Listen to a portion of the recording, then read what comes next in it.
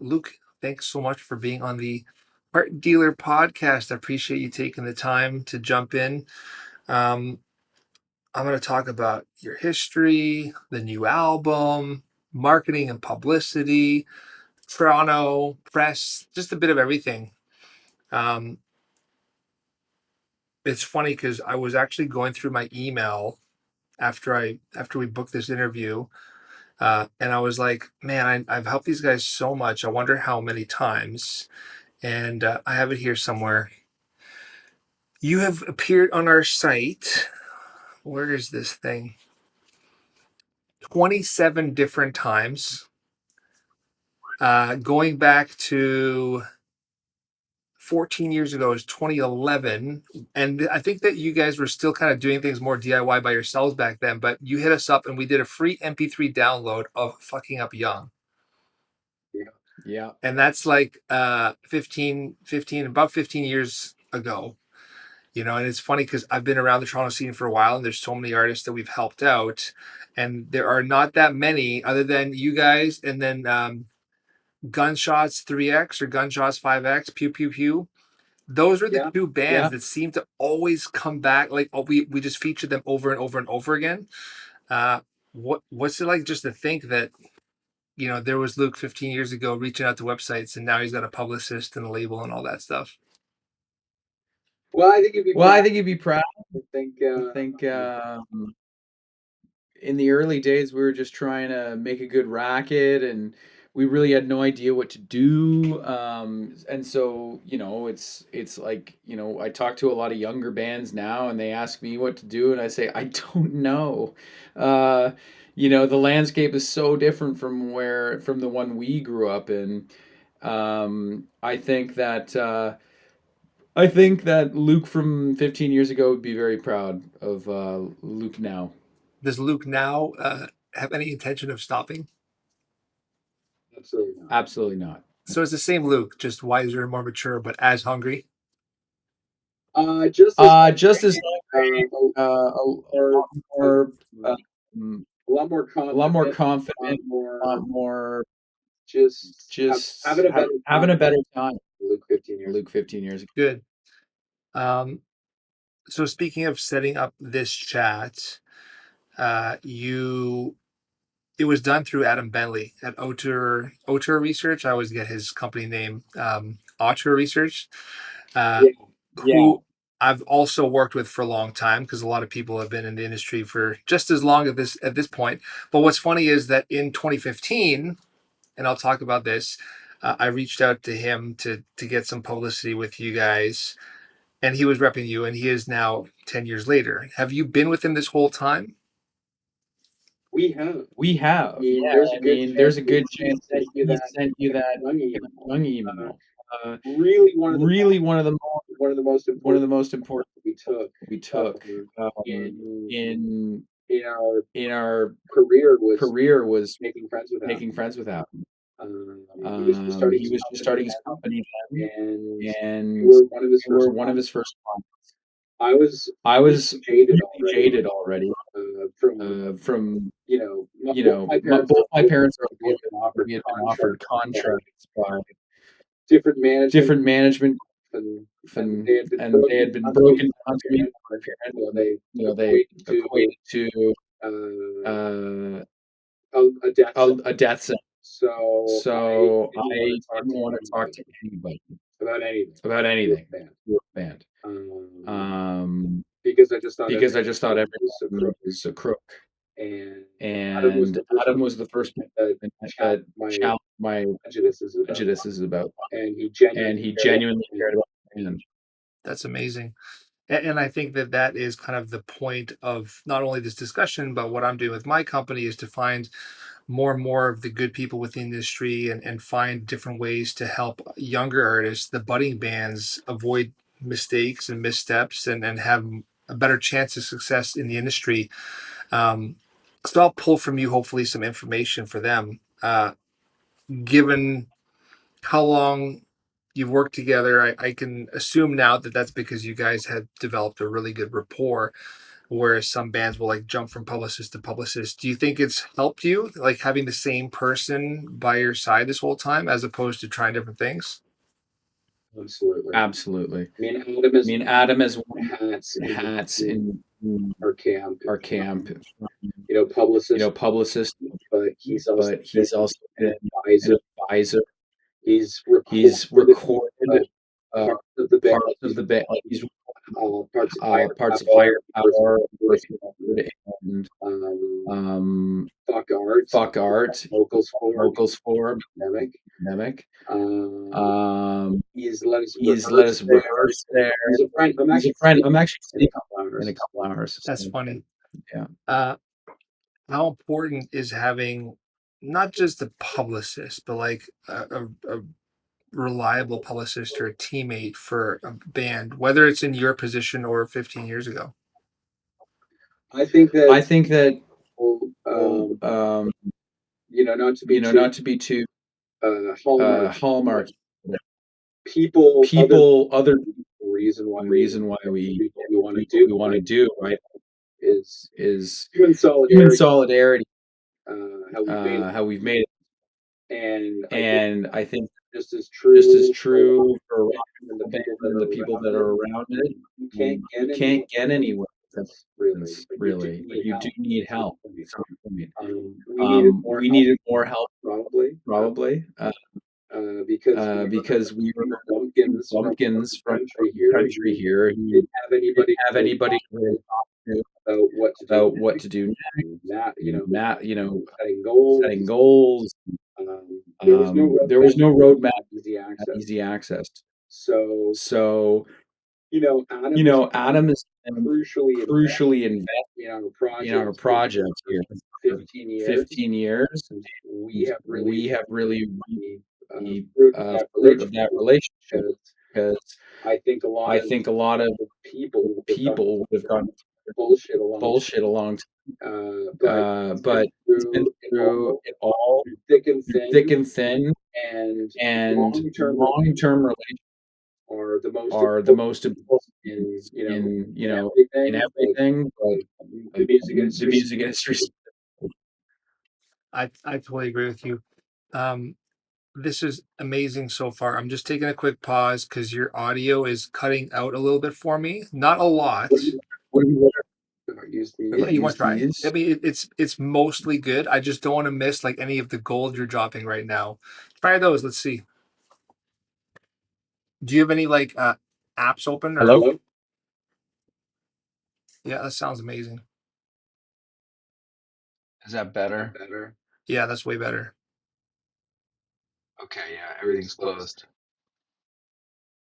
It was good. It was just like I don't know if it was laggy or if it was breaking up, but the video's been perfect.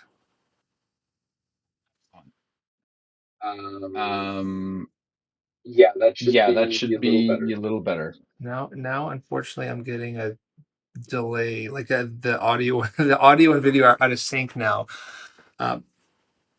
Let's just fix it because then it's going to make the quality of the conversation better. But this is great. No sweat. Yeah, no sweat. Yeah, I'm getting a bit of an echo. Oh, the delay's gone. I'm good now in terms of that. Okay.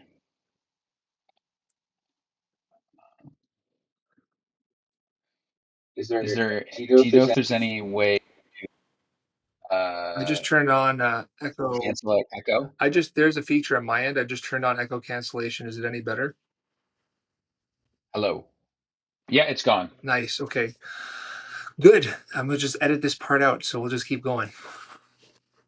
All right. I'll just dive back into Adam, and then we'll just go from there. Sounds good. So relationships are super important in the industry, like finding people you can trust. Did you have a lot of that from day one, or did you have to also like trip and fall multiple times to find the right people? Well, we certainly had some stumbling blocks in the early years. We had people solicit us for management relationships that with who immediately wanted us to get a signature on the dotted line, and these I'm not sure if I've mentioned already, but my parents were both lawyers, criminal lawyers, not contract lawyers or entertainment lawyers, but they knew enough about paperwork to take a look at this and say, if you sign this, this is the end. This is the end of everything. First of all, there's spelling mistakes in this thing, and the basic terms of this are essentially, serfdom. So, do you want to do that, or do you want to keep looking, maybe? And I said, well, let's keep looking.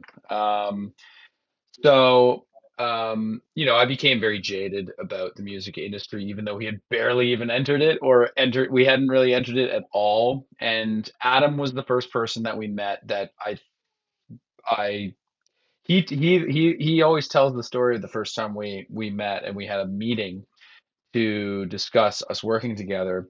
And he said that I just sat in my chair looking up at the ceiling of the cafe the entire time. I wouldn't even engage with him because I was just like, I'm not talking to any of these people. These people they're just out to rip me off. That's kind of like you can afford to be really jaded when you're 20 years old because because you got your whole time left ahead of you.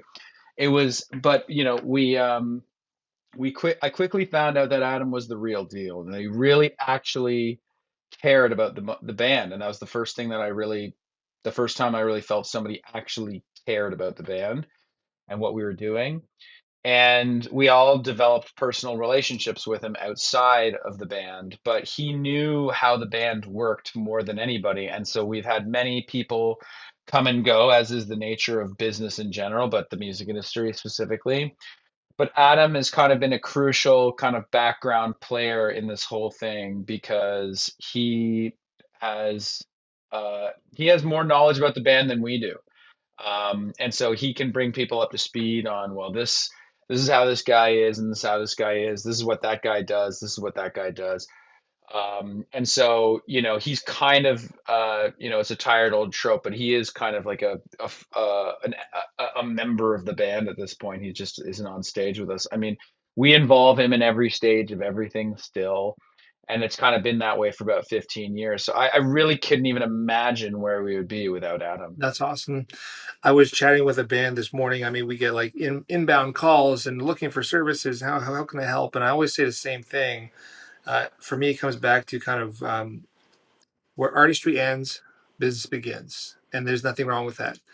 But when business begins, there's so much work.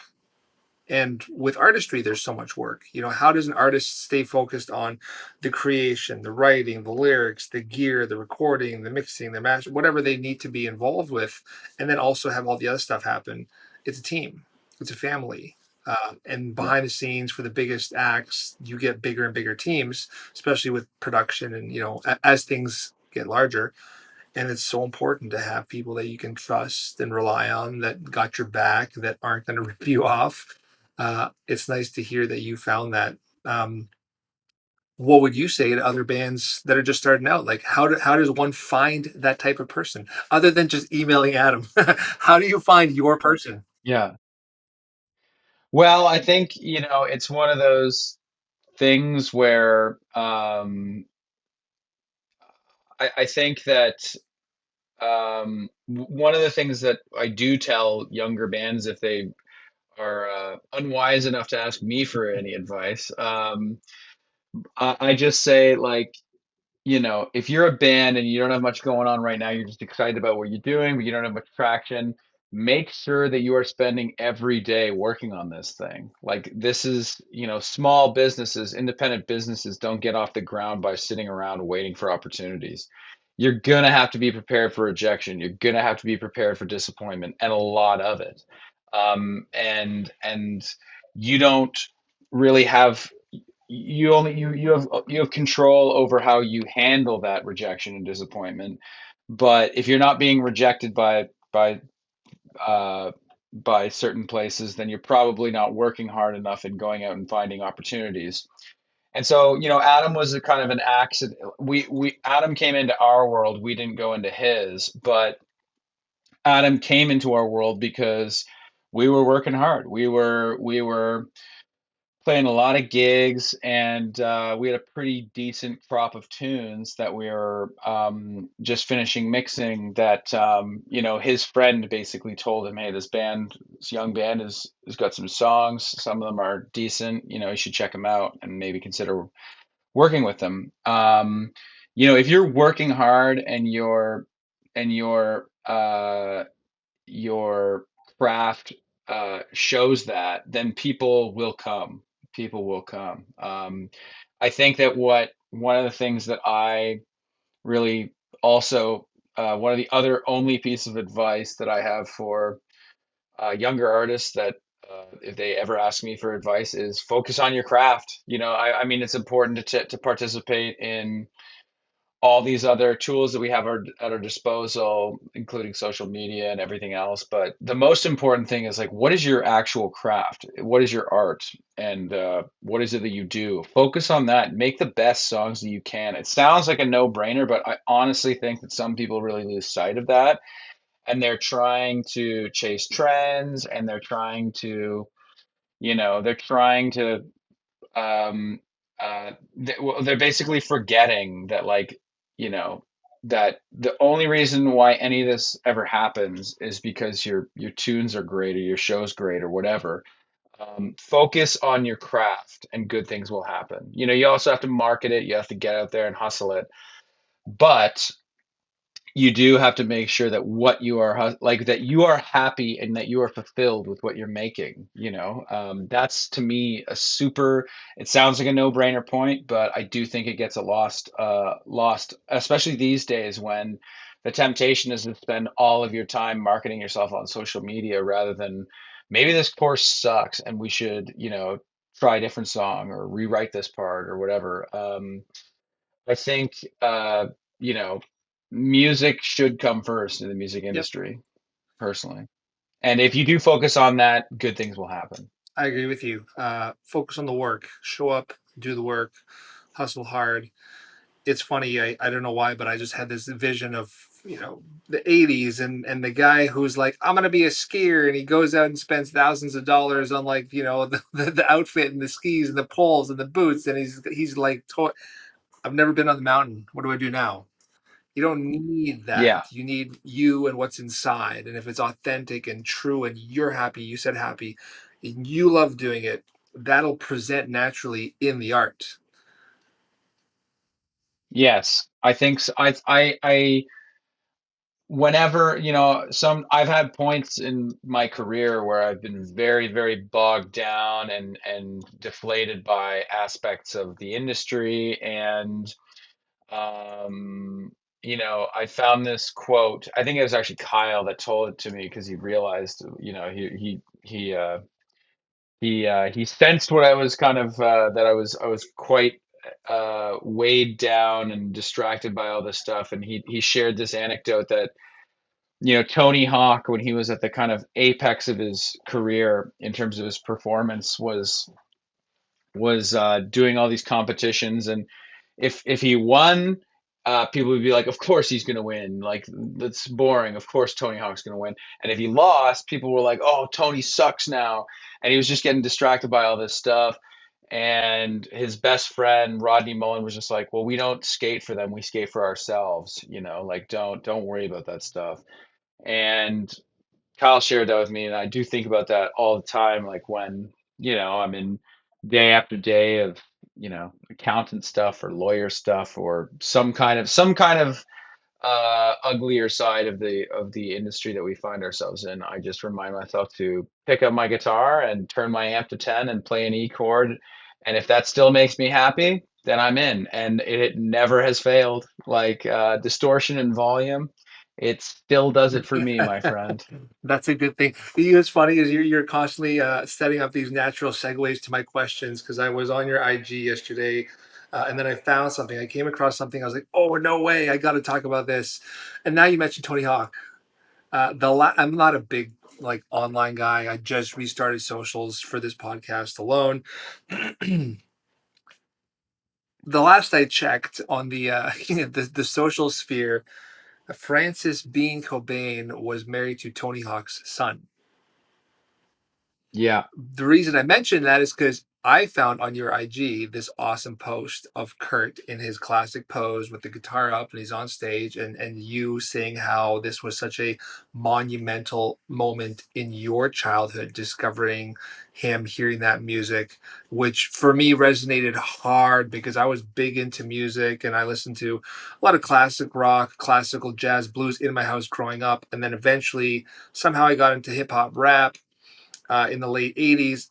And then all of a sudden there was grunge. And I remember like one of my crossover bands was Chili Peppers. I remember being like into rap and hip hop, hearing the Peppers, and then somehow getting into alternative. But oh my God, when I heard Kurt Cobain and that band, my whole world changed. It sounds like the same thing happened to you.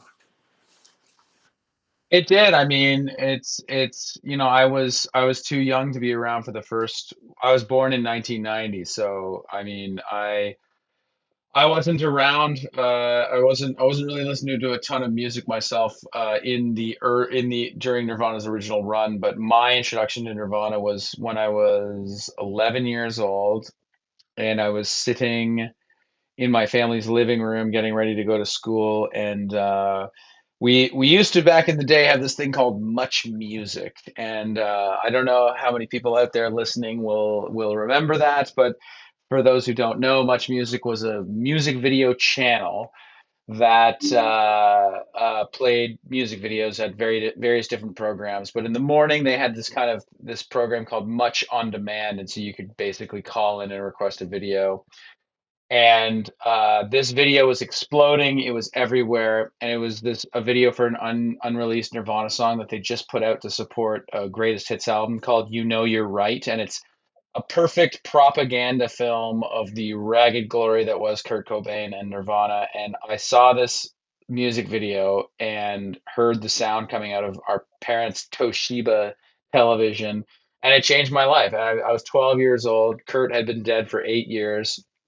It just absolutely changed my view of music. And up till that point, I was listening to, basically whatever was kind of hip and happening in Canadian rock music. Sum 41, and then there was Good Charlotte and Linkin Park, and I was kind of listening to, whatever was kind of big in modern rock.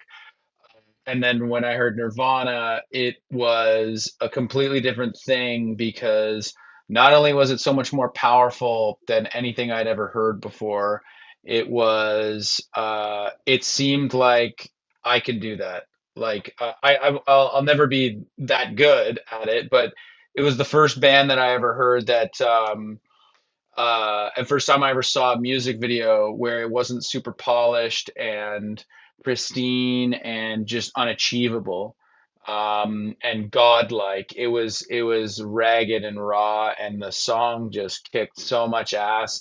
And my parents were sitting in the kitchen being like, "What is that? Turn that down!" Like, I was like, my parents were really like irritated by the sound of Kurt's voice, and I was just like, that's the coolest thing about this is that it's pissing my parents off. So, I mean, I was a hardcore Nirvana fan. I still am, but I mean, like, I don't listen to it every day like I used to, but I immediately went out and got the greatest hits CD that they were advertising, and, just became obsessed with Nirvana for a good few years, and then I kind of slowly worked my way back into older other music like the Who and the MC5 and stuff. But yeah, Nirvana was my entry point to like my real entry point to being, I would say, like an active listener and like a passionate music fan, not just like a guy who listened to whatever was on and whatever was popular at the time. It was my first kind of private relationship with music, which was very important. Yeah, I agree. I appreciate you sharing that. I had a similar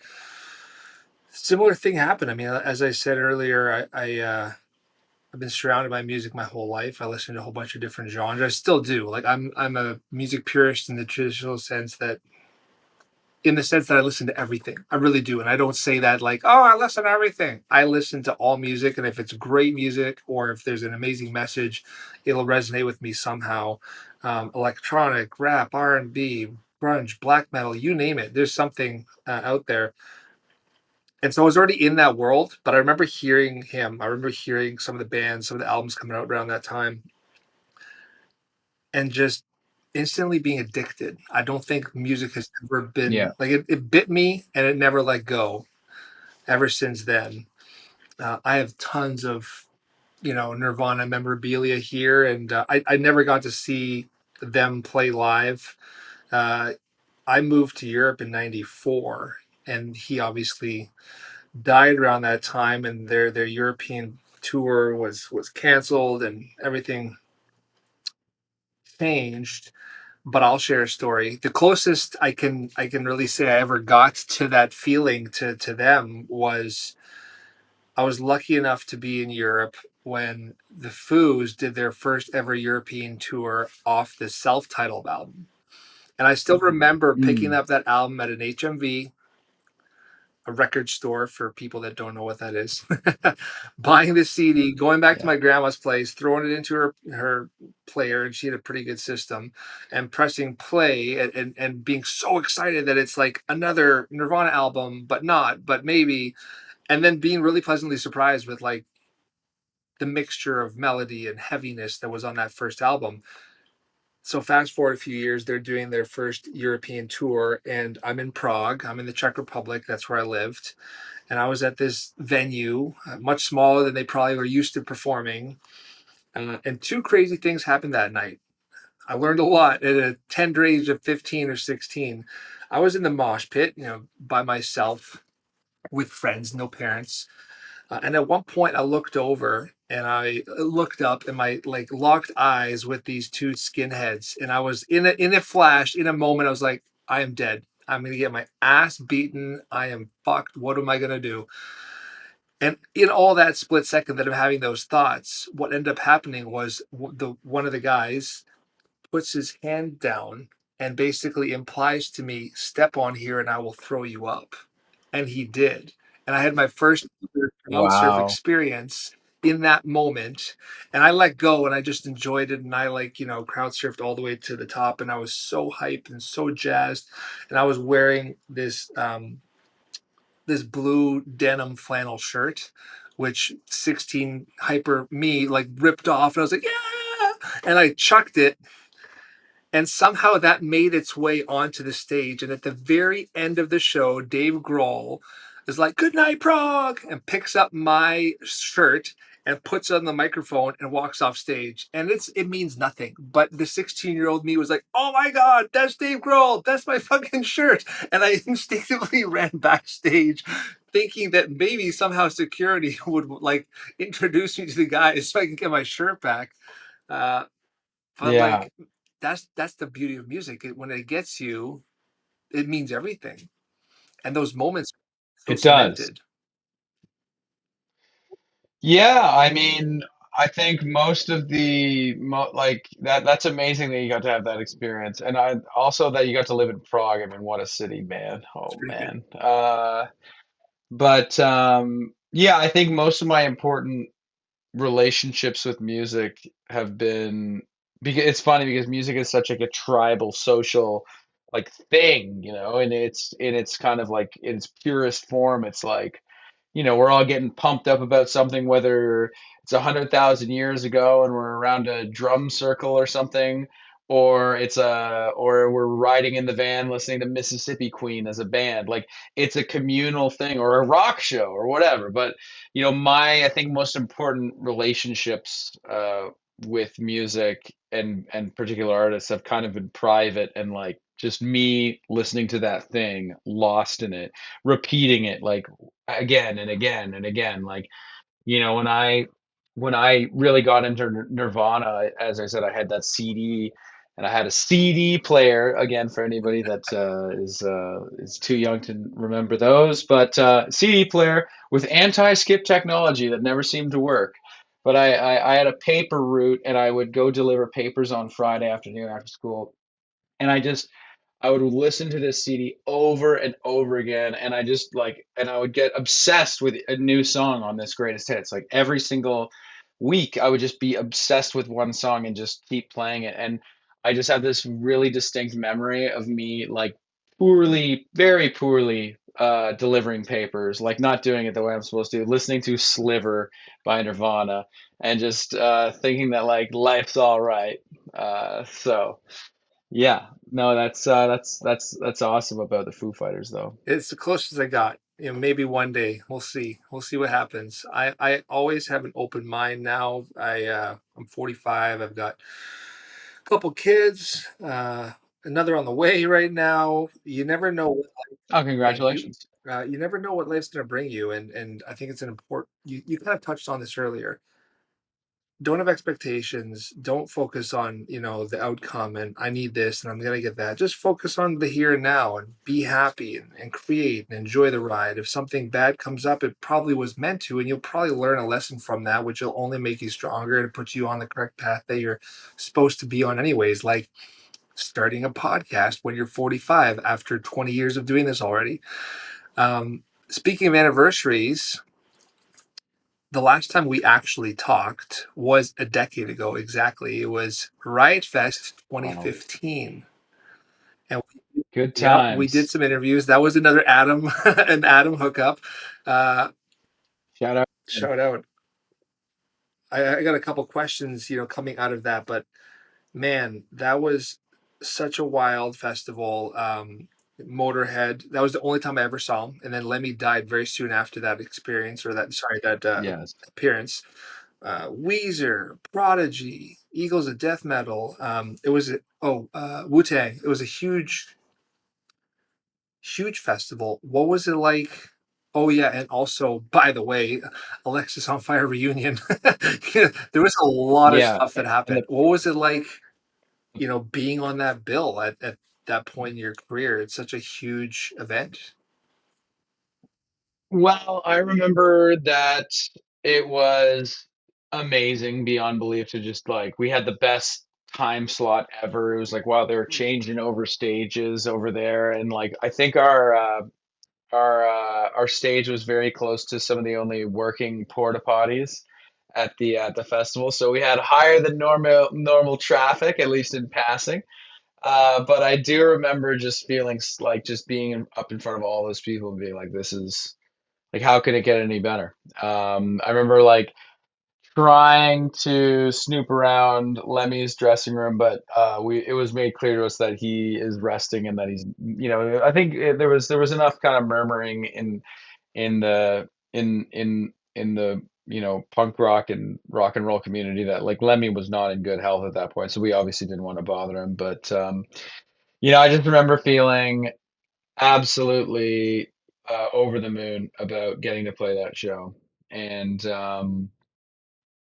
uh, that was we got to do Riot Fest a couple years in a row. That one we did 2016 in Chicago, and the Misfits played, and that was really cool. We got to see Death Grips and lots of cool bands, but I have a really distinct memory of watching the Misfits play in Chicago, and it was one of their first reunion shows. And I think one of my favorite, funniest stage banter bits was not intended to be humorous, as the Misfits are not a very, they're not a very, uh, they don't have a lot of humor in their hearts. I'd say that band, but Glenn Danzig, his vocal monitors were so loud, and he had like 10 of them all around him, and his mic kept feeding back because he kept getting too close, and they're clearly really loud. And there was a break in between songs, and he looked at his mic, which is a Shure SM58, which is, for those of you that don't know, it's pretty much the industry standard vocal microphone. Everyone from punk bands to like Foo Fighters, like everybody uses the SM58 or has. And he looked at the SM58 and he said, "This mic sucks." And I think about that all the time. Like Glenn Danzig, like chirping about this. Like it's like there aren't very many other like there's no mic as ubiquitous as the SM58. Like it's been in constant service for like 60 years for a reason. And he's like, "This mic sucks." But yeah, those are my two good Riot Fest That's memories. awesome. I mean, I had a blast, and I got to chat with you guys and a whole bunch of other artists. For me, that particular festival, it really stood out because there were so many firsts for me. Like, as a music junkie who had been to so many shows and seen so many gigs and tours and even festivals, I don't remember any other time where I was like, never seen this band, never seen this band, never seen this band, all in one spot. At that point in my life, I had never seen Wu Tang, Weezer, Prodigy, Eagles of Death Metal. Uh, the list goes on. You know, it was Motorhead. It Yeah. was just wow. There was so much new stuff. Crazy. And it was funny. I got some time with Jesse Hughes from Eagles of Death Metal, and I don't know how it happened, but we didn't really talk for very long. But instead, we smoked a joint, and we were just shooting the breeze, smoking a joint together. And I'll never forget that. He was such a nice guy, and that's another thing. That's another reason I love these chats, is because you meet good people, you meet good musicians, and then I believe that through the conversation, through the rapport that you either develop or you have in a short conversation, it actually augments the music when you listen to it, because then you start to associate those good times with the music, and you're like, oh, I had such a good time talking to Luke, and now the music means more to me. Right, right. Yeah, well, it definitely emphasizes like the human aspect of music. Super key. And I think that, if I pull another piece of advice out of you for the artists, that's the thing, is the human element. Is musicians are just people, whether they're the biggest, the best, or nobody, so to speak. They're just people, and they're just doing the same thing that you do. um, how do you stay humble, with all the things you've done and playing on huge stages in front of big crowds and opening for Billy Talent, whatever it is, like, how do you stay grounded in reality? Well, I think that the main thing is that I have a very sharp memory for the past and remember what it's like being a kid who just wants to get Julian from the Strokes autograph, and I remember the people that were nice to me when I was a kid, and so I try and be as nice as I can when it comes to first of all, it's still like, I'm not gonna lie to you. Like, sometimes I'll write a song and be like, "That's a good, that's a good goddamn song. I'm pretty stoked on that." Like John Prine said it. Like, there's no better feeling than having a heater in your back pocket that nobody's heard yet. It's just there. I agree with him. Like, there's no better feeling. But I will say that, like, you know, when people tell us that they like the music or they like my writing or they like my guitar, whatever it is, like they come up and they take time to actually say that, like, it still blows my mind that what I'm doing for me makes other people happy at all. I still, it still blows my mind. It hasn't really been something that I've had to consciously remind myself. I do really, I think, coming from the DIY scene of things, and also reading a fair amount of, like, famous rock bios and being steeped in the whole mythology of rock and roll, like, aside, like, I think that the DIY community instills in you as a pretty long-standing sense of the fact that you're part of a continuum. Enjoy your time here. Be kind to the next generation. Respect the elder bands and artists that have come through, and try and be a net positive contributor to what you're doing. And don't be a selfish prick, because you know this is you don't know how long your career is going to last. I've been fortunate enough that I've been doing this now in the nil for almost 20 years, which is crazy to me. But I have learned that when things have gotten to my head, nothing good happens. I'll tell you that much. Like, it doesn't improve my creativity. It doesn't make me write more songs. It doesn't make me play better. I do have, like, when I get onto the stage and we do a show, like, I get into that version of myself, but I think it's pretty easy to leave that version of yourself at the door when you got to cut the grass and take care of your house and stuff. Like, I can't be Luke from the Nil on stage, like, while I'm doing the dishes, or else a lot more dishes would get smashed and the missus would be very upset with me. I think part of it, honestly, like, the more that I'm speaking about it now, like, I've naturally, and I'm sure most people in my situation and that have had the good fortune of being able to have a good career, you have to compartmentalize aspects of yourself and say, well, this is the part of myself that exists when I'm at home, and this is the part of me that exists while I'm writing songs, and this is the part of me that exists while I'm on the stage, and um not be that's kind of been my, I guess, my strategy, even though it wasn't intentional. It's kind of worked out that way. I've kind of gotten, like, when I was all just the same guy, like on and off stage and everything, uh I wasn't particularly good at anything, but when I kind of got on stage and like leaned into it and went harder, but then like when I got home, I was like, you know, uh, trying to just make my life the exact opposite, things got better. So I think compartmentalization has been and as I said, just remembering that, like, I'm a proud part of the rock and roll continuum, and I'm just happy to be here. Good for you. Authenticity and gratitude, two very important things. Be yourself and then be grateful for what you have and where you are. Um, you, and that's kind of the point of this conversation. That's why I'm doing this, is because I want to just have real conversations with real people and get to the heart of them and their art, whether they're musicians or writers or record label owners, whatever. You mentioned the misses, another long relationship in your life. Are you married? Do you have kids?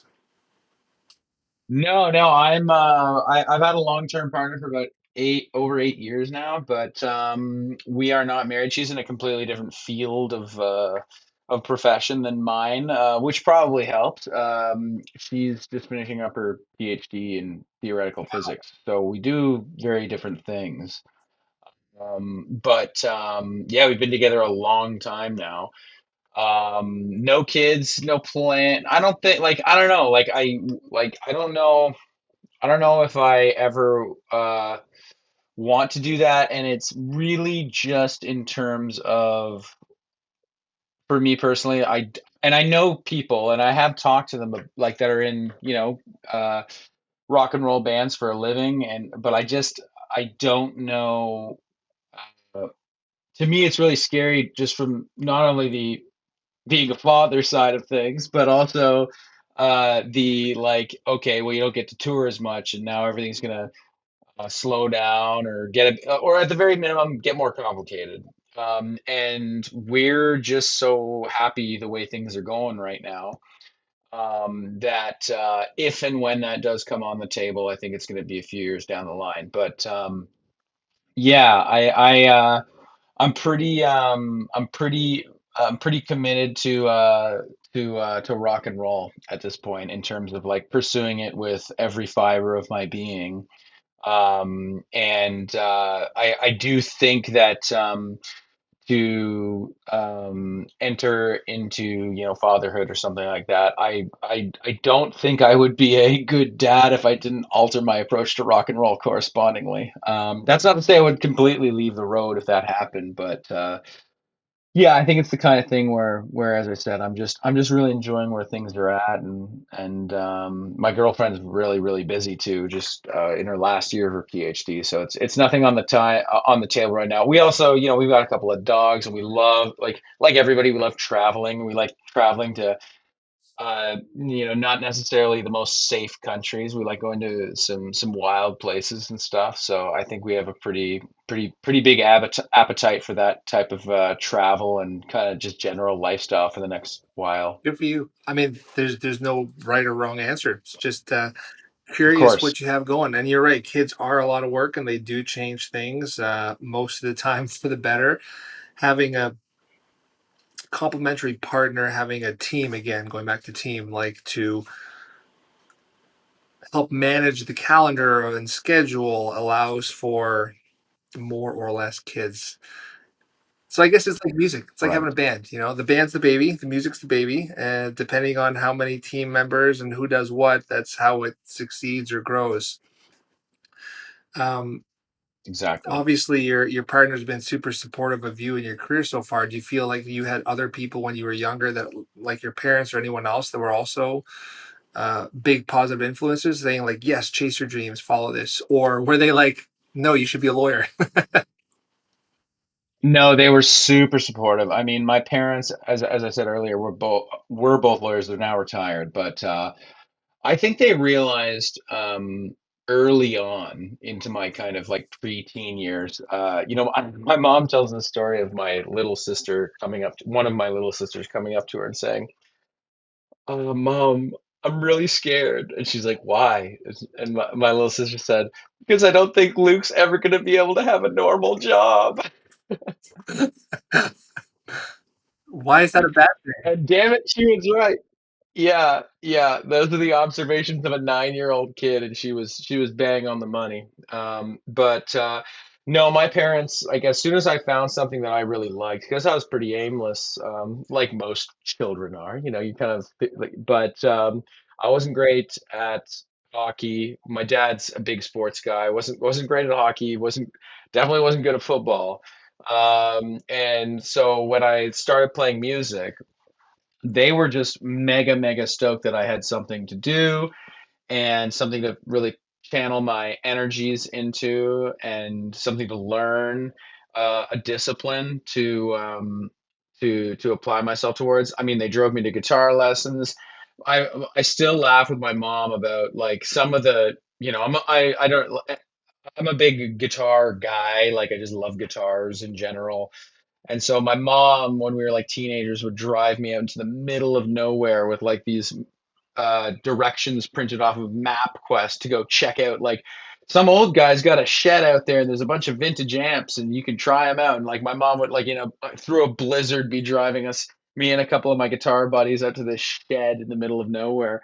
And so, my parents couldn't have been more supportive. They lent us their Dodge Caravan for, the first few tours that we did of the United States. And, the list goes on and on. They're always there at the shows. They won't even let me put them on the list. Like they still buy tickets. I'm like, stop buying tickets. Let me put you on the list.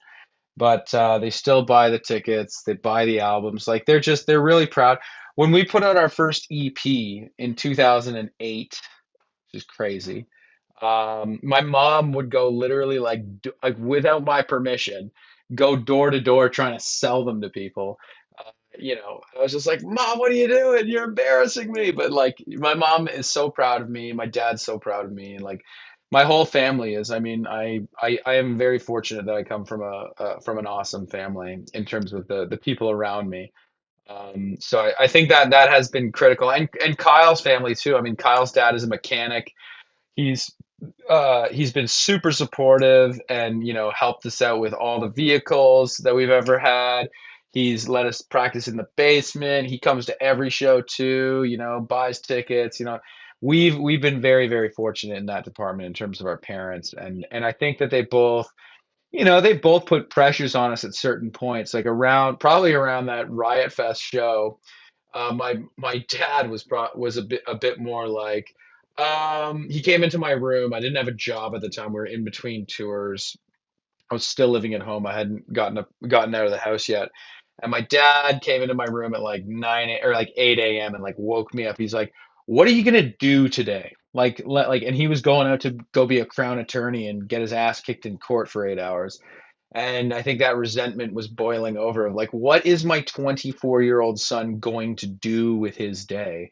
And I said, well, I'm going to try and write some songs. I'm going to send some emails. And he just said, okay, well, if you're going to do that stuff, make sure you do it really well. And I was like, all right, I'll do my best. But I think like once I moved out and we started touring a lot and like, the Juno didn't hurt, certain things like I think have given our parents our a collective sigh of relief that this is actually happening and it's working and it's not just a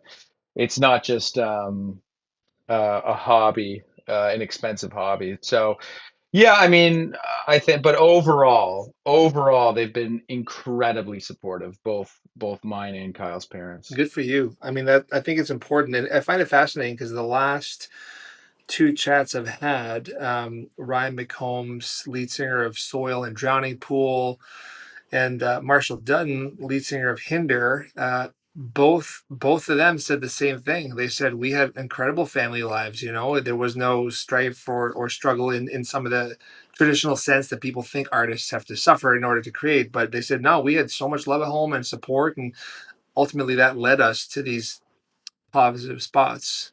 So I don't know if there's a trend. We'll see as the interviews go on, but it's nice to hear that you also had that love and support early on in your career. Um, Speaking of love and support, when we were chatting at Riot Fest, the interview we did was all about the worst, like worst venues, worst tour, worst van smell, all the crap. Uh, it's been 10 years since then. What stands out as one of the least favorable moments in your career so far? Um, well, I don't think I've ever had like there's been a couple times I'd say when like where we went out headlining for the first time in a long time and had a really aggressive touring schedule and the shows were amazing, but I just kind of didn't really know how to pace myself vocally, hadn't had any training yet, and just there's no I think the worst feeling my friend Brett from the Glorious Sons, one of my very good buddies, he said, like when you're the lead singer and your voice is not when it's not going well, he said, brother, that's a lonely pain, and I could not agree with that more. I mean, I think the only times on stage that I've had that were really negative were just things to do with me not taking care of my voice and just knowing that like I could have made this so much better, but I hadn't quite wised up to the fact that no, it turns out like the lead singer's voice is certainly something that to be taken care of while you're touring. Didn't quite realize that at that point. And we just like it's not like it's something that like when if that is the situation and there are no preparations, nobody else can sing, you're kind of just screwed. You kind of either have to limp your way through it or reschedule. And it's definitely you talk about what keeps you humble. Moments like that don't hurt.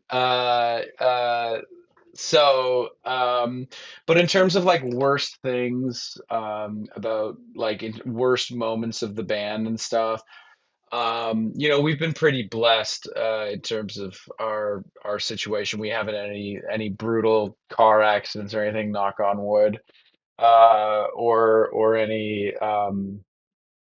We've had some things that we can laugh about later. I'll put it that way. That didn't we weren't laughing about at the time. But in general, we've had a really, really awesome hell ride through the rock and roll landscape so far. Nice. Not a bad thing again. You mentioned the Juno in there. What about like holy shit moment where when you first started out, you couldn't imagine that happening? Yeah, I mean, it's Or is it all of it it? was yeah. Well, I think that you get 2017 was a really big year for the band because a couple major things happened, including that. I will say it made our guarantee go up, so that was nice. But I mean, yeah, it's just it's very hard to even put into words the feeling of electricity when you get and I'm not a big like art as a competition type guy, but getting to stand up there and in my shirt covered in stars and just think that my music teacher from middle school who hated me might be watching this, and I feel great about that. But it was an indescribably awesome night that night. I also so my mom was so proud that we won that, and like she was texting me. I'm so proud of you. I'm amazing. I can't even imagine what it meant to my mom. It meant a lot more to her. In fact, when I got the actual physical Juno, she immediately confiscated it and took it. And she's like, "That's for all the guitar lessons." So she still has my Juno. But I said into the microphone as we were leaving the stage, I turned around and I said, "Weed rules." And we walked off the stage, and I woke up. So we went out, we got drunk with Kiefer Sutherland, and I met the Prime Minister. And we had like the craziest night after the award ceremony. And I woke up in a beautiful hotel in downtown Ottawa, and I turned over with like still kind of basking in the glory of the night before, and I looked over and I had a really, really long text message from my mom, and it started out with like, "You represent the hopes and dreams of young people, and you know," like, and I was just like, like, no, like, and so anyways, my mom was really pissed about the weed rules thing, and I told my mom, I said, "Mom, when you and your Juno, you can say whatever you want." But yeah, so the Junos was amazing, and then getting to open for the Who later that year, who the Who are one of, if not the reason why we started a band together. I mean, like Kyle and I, well, the first thing that we like tried to play when we got together was stuff from Live at Leeds and some of that kind of heavier mid-period Who stuff. And so to get to open for them, and it was my 27th birthday, and I got to meet Pete Townsend and Roger Daltrey just by accident, and I just couldn't believe it. But the funny thing is that, going back to what keeps you grounded is like you'll have a moment like that where you play in front of 50,000 people, opening for your favorite band, meeting your heroes on your birthday, like perfect day. Like you cannot beat that day. I can't. And then right after that, you're on a 9-week tour through the United States with Against Me, getting your ass kicked and having a great time and playing in front of new people and building your audience, but very different experience than eating steak tartare backstage with the Yeah. Who. I mean that's the thing. It's whether you're an entrepreneur or an artist, it's the grind. It's this most people don't realize that, oh my God, look at how successful he is. Yeah, but do you know how many like nights I didn't sleep? How many like yelling matches I got into with a lawyer or whatever it is to get to this point? Yes. Yes, many tears must be cried to ascend the mountain, my friend. It's just how it goes. I mean, rock and roll, and particularly, as our industry becomes more and more oriented around live performance and associated revenues from live performance, most people getting into it, I think, don't have an appreciation for the um, the challenges that a heavy road schedule bring to your life. And if you are, I think that obviously the music industry attracts a lot of people that are very artistic, and I think that we all kind of get the general sense that not every artistic person has necessarily the strongest mental constitution and is prepared for the rigors of playing 120 shows in a year and traveling and doing all the deprivations that come with living out of a van for years and years and years. So, I think that another important thing that I've realized that I pass on, anytime when I meet bands that are like starting to tour a lot more, I just say, listen, have your fun, enjoy yourself. But what I would recommend to you is develop a good relationship with doing push-ups and drinking lots of water. Like that is, you have to take care of yourself. You have to. You cannot just eat and drink and do whatever like gets presented to you, or you're not gonna die. You're just gonna feel terrible, and you need to feel good to play well. Like, or it's much better. Put it this way, it's much better when you do. So, if when people that I talk to are getting things going to a place where they are touring a lot and they're just starting to get out on a heavy touring schedule, I do advise them my advice is take care of yourself because it's a lot better when you do. Like we did our first few tours, and our first tour was out east, and we were all in a rental van that had 2 seats. We were touring with a band with 4 guys in it, another band, so 6 guys total, 2 seats. And there was we brought a quarter pound of marijuana out with us and had a Bob Marley flag hanging in the only window in the back. And we were sleeping in Walmart parking lots every night. And it was awesome because we were 18 years old. It was a lot of fun. But then when you start to get in your 20s and you try and, just like, drink all the beers and have a great time, and like and also, but may I add, no one was coming to those shows, so it didn't matter. But once you have people that are paying to see you play, I think it should be learned sooner than later that that should be respected, and that would be my advice I'm, I'm on I'm touring. happy that you went there. I love to talk about, fitness and health, and I think it's important, regardless of what your output is. Creative output, whether it's business or band or family. It sure helps a lot to have energy. I'm 45. I focus on what I eat. I do a certain amount of meditation or mindset work. I start to skip. Hmm. I go to the gym. I do weights. If I didn't, chasing five kids around when you're not working, I would just be gassed and on the couch. So you have to keep going.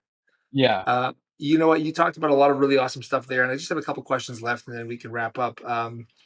What I also find interesting that I'd love you to touch on is just your relationship with Kyle. So it's hard enough to be self motivated and go through, just like you said, all the grinds and climb up the mountain. It's even harder to do it with other people who you maintain a positive relationship with. I've been blessed and I got a lot of really awesome people that I've been working with for 10, 20 years around this site and this company now.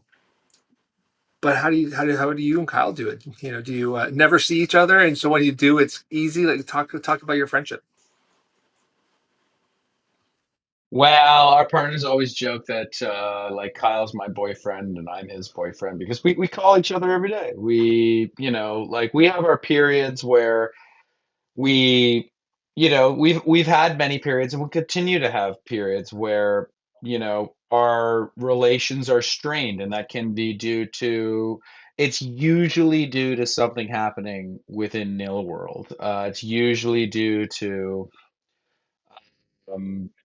it can be anything, like a song that I brought in that I don't like how it's coming, but Kyle wants it to approach it a certain way, and we're just kind of a little bit shorter with each other on the phone that day. We still call each other every day, but in general, what we have both come to the conclusion of is that we are life partners, and we are so much stronger when we are together. And bad things happen when we turn our backs on each other.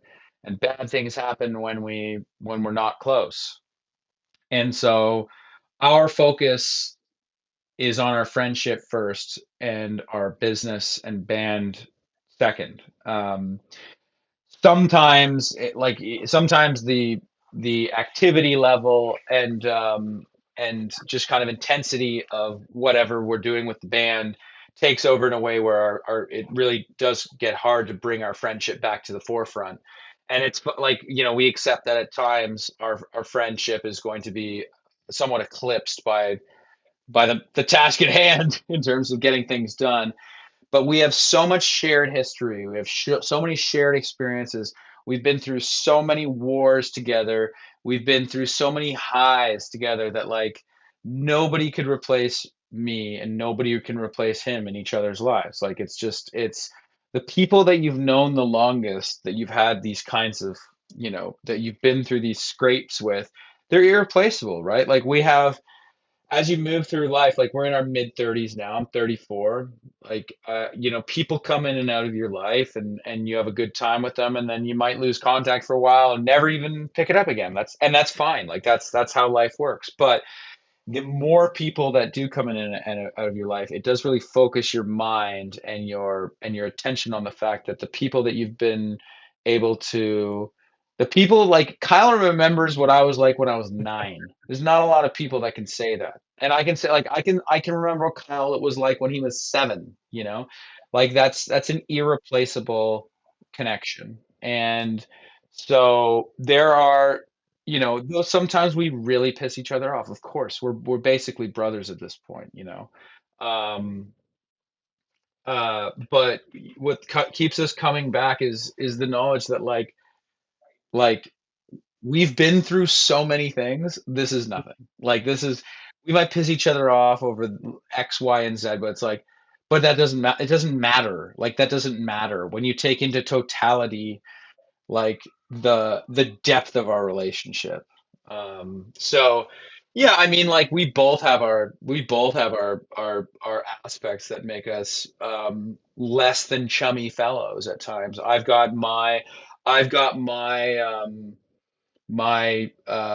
less than desirable traits, and as does he, may I add. But we love each other, and we also just respect the hell out of each other's like musical contribution to each other's lives. And like I could just go on and on talking about Kyle and how much I love him, but I mean like when we get in a room together and I turn on my amp and he picks up his sticks and I turn on the PA system, we're gonna have a good time. It doesn't matter if we're 14 years old or if we're 34 years old, we're gonna have a good time. And so when things get really tough on like the business side, or like, when my day is way more like, accountant and lawyer meetings than actual rock and roll, I call Kyle, I say, I need to meet you at the space, meet me, like, and we get down there and we play, we'll go play War Pigs by Black Sabbath, or however long we can get through it and just have a good time, and then like jam on some stupid riff for like an hour that isn't going anywhere and doesn't need to go anywhere. Like our connection is our friendship, but above everything, it's the feeling that we get when we play with each other. That was amazing. And you kind of perfectly wrapped up our total conversation by talking about authenticity, being real, respect or gratitude, even compartmentalization, right? Because in a relationship, you do have moments. I'm not perfect. I have two ex-wives, not one but two, and now another woman that I'm seeing who's going to be my third wife. I'm probably the issue in most of those instances, or at least a large part of it. We don't grow unless we take stock of what we had, who we are, and what we've done, and try to better ourselves. And it sounds like you've had that same commitment to him with adapting and encouraging each other. So good for you. Keep being real, man. Thank you. That's the most important thing. At the end of the day, this is all we got. That's all we got, man. Why don't we talk about one last thing, and then we can both go our separate ways for 10 years, and then have another interview. Yeah. I'm joking. I'll see you at your See next you in gig. 2035. Yeah, seriously. I'll see you at your next gig. The Lash. What is the Lash? Yes. The Lash is, well, it's our fifth studio album. And may I add, it's out July 25th. And I do really mean this when I say it. And I know people say this stuff all the time, but I really do mean it. Like, this one is tied for me with Master Volume in terms of what I think our two best records are so far. I The reason why I say that is just because you just feel it. I know that when we've made a record and I hear it back, sometimes I'm like, I don't know if that one quite worked out, but it'll be fine.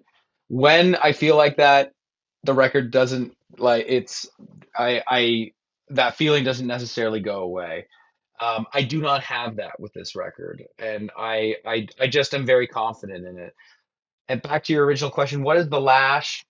The Lash is to me it's a title that I threw into the ring because I'd gotten done writing all the lyrics and for the record, and I just thought uh, it was a short and sharp and slightly violent title that's vague enough, and kind of monolithic enough that I thought could encapsulate the body of work that we had created. And I just thought that it would pair well with some really ripping artwork too. So we just got excited about it, you Good for know. you. You said it, July 25 via Dynalone Records. Is it Dynalone globally or Yeah, Dynalone is distributing the record worldwide. That is amazing? correct. I've heard a few of the singles, and I think that I was surprised that you actually had one that was quite melodic and subdued for who the band is. Do you find that there's more like a creative balance with this as you guys get older and write more music? Well, I'm definitely getting better at writing songs, not to toot my own horn, but I think also, no, all that aside, like this one was the one where we out of any of the other records, like I felt much more.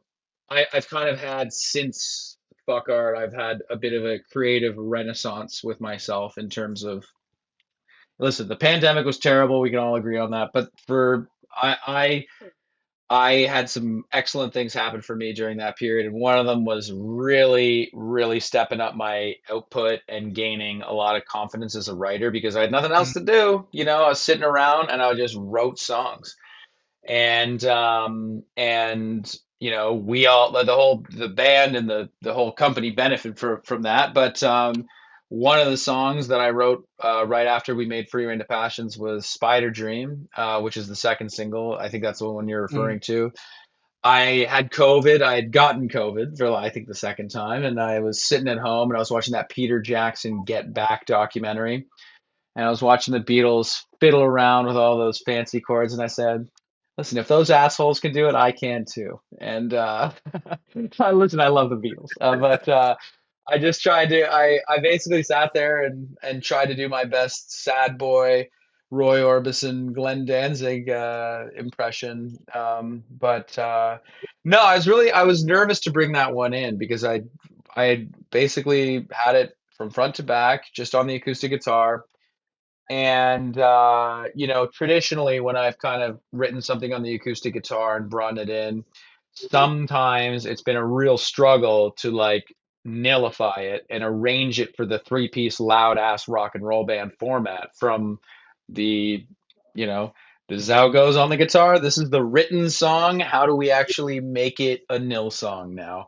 But this one, I brought it in, and I was feeling it was getting louder and faster, and I said, "Everybody, let's try something. Let's continue this Beatles thing. Everybody, just sit down and let's try it then." And everybody sat down, and from the first, we played it one time sitting down, and it never changed from that first time that we played it sitting down. It just when you're not standing there and you don't have that kind of leverage over your instrument, when you're kind of like playing it and listening to it a bit more than striking it the way I do, the song really, it found its home. It found its arrangement. Like basically the first time we played it, it didn't change at all. And so I think that, the quieter stuff, oddly enough, I think comes from more of a place of confidence, where, we were purposely loud and obnoxious in the earlier years, not only because we loved it, but because we knew that, um, we can't hear people booing if we're playing really fast and loud. So I think just growing in confidence and getting better at doing things like, you get to kind of experiment with different dynamic textures, and you know um, we know how to get it real loud and ripping for sure. I mean, we've got majority of our catalog kind of speaks for that, but at least loud and ripping in our way. But I think we've just kind of we become more comfortable messing around with some quieter stuff. I think I heard the Constantines talk about a similar thing when they put out their final album, Kensington Heights, and the interviewer asked them, like, the songs are getting slower, like, what's going on? And I think Brywas said, we're getting older, but rest assured, we are still playing. Like, the fastest song that we've ever put out is on this album. So this is, typically, I think our albums have kind of been like pretty pretty pretty mono, pretty consistent in terms of tempo uh, and intensity throughout the album, with maybe one deviation, one slower one, whatever, usually at the last song. This one, we just completely changed that format and had some of the most ripping stuff that we've ever recorded, and definitely the quietest stuff we've ever recorded too. And just kind of, we changed up the structuring of the album from everything that we've done in the past. This one, we just kind of broke out of all of our patterns and did whatever felt right. There's that authenticity again, going with how you feel, keeping it real. So, when is the Nirvana or Who covers album happening? It's a very good question. I'm seeing Kyle tomorrow night for our annual. Our We do one meeting a year, usually before a really long tour, where we get together and we drink a lot of beers, and that's it. That's all we do. But I'll bring it up at the annual general meeting tomorrow. Amazing. Luke, thank you so much for your time, man. It's been a lovely chat, and I'm excited not only for you and for the album and for all the stuff that you have coming, but just for having this conversation and sharing, hopefully, some information with people that are doing what you do. Well, listen, it's absolutely my pleasure to be here, and I really enjoyed the conversation, Christopher. Thanks, buddy.